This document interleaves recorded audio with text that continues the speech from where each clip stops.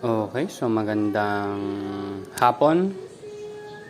4:30 na ng hapon ngayon. So ngayon ay April 17. So 12 days old. Meron tayong 6 na ililipat. So meron din tayong 6 na container dito. Ay, hindi pala ito yung container na lagyan ko. Meron na pala doon. May 5 doon.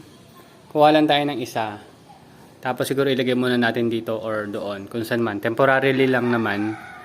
O kaya doon sa taas. Kaso may mga seedlings kasi doon eh. Anyway, yung idea naman is makapag-provide tayo ng 6 na container.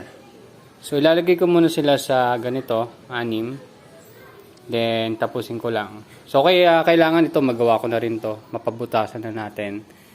At malagyan na natin ng seal para goods na sila pag ginamit natin. Anyway, lagay ko muna sila sa ganito. Wait lang. Okay, so nalagay ko na yung 6. Ayusin ko muna yung 5 kasi naka-ready na yung paglilipatan nila doon. Tapos asikasuhin natin to. Punta muna tayo doon. Wait lang.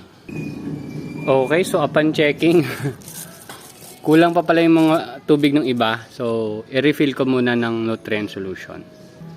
Okay, so ito na yung 5. Yung pang-6 nandun. Lalagyan ko pa lang muna ng tubig. Wait lang. Okay, so yan na. 6 na sila. So yun, harvest natin yan sa Friday. So 2 days na lang. Actually 3 days kasi Saturday ko siya ibebenta. Pero kinukuha ko na siya mas maaga. Anyway, meron tayong 6 na bagong i-monitor.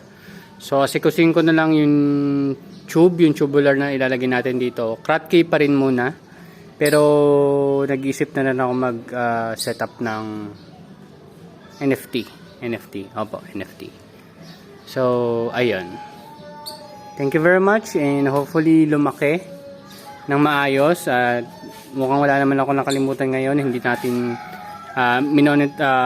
chinek natin kung may nutrient solution talaga para hindi siya matulad sa dito. At mukhang goods naman. Yun lang. Thank you very much.